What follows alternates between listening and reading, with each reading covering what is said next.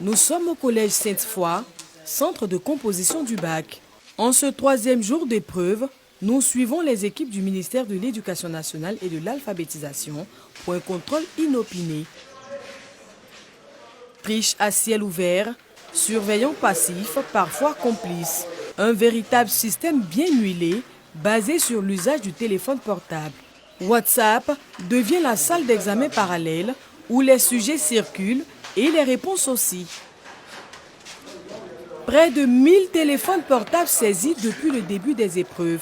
Rien qu'ici, 37 appareils récupérés, dissimulés dans les vêtements, dans les toilettes ou même dans les poubelles. La tricherie mine la confiance dans le système éducatif ivoirien. Elle dévalorise le mérite et compromet l'avenir de la nation. Quand on arrive, il y a un détecteur qui est dans ma main. Je peux régler ce détecteur. Quand je l'approche, il ne fait que vibrer.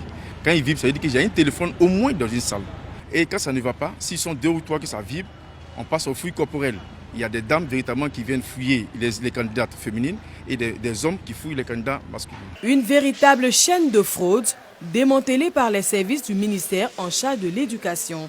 Cela montre bien l'efficacité de la lutte entamée depuis ces 5 dernières années. Malheureusement, il y a encore de ces personnes dans notre société qui s'adonnent encore à ces activités de fraude. La présence d'un téléphone dans un centre de composition est interdite. Tricher, ce n'est pas juste voler une note. C'est également réduire les performances de l'école ivoirienne.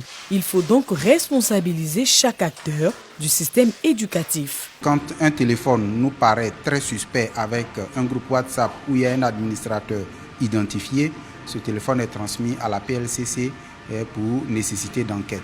Et déjà avec la PLCC, des saisies ont été faites, des interpellations ont été faites, et donc nous attendons l'aboutissement des enquêtes. Je pense que pour le travail qui est en train d'être fait, on devrait pouvoir aller tous à la qualité et puis à la crédibilisation de notre système éducatif. Face à cette crise morale, la riposte s'organise. Réforme du système de surveillance, campagne de sensibilisation, contrôle renforcé.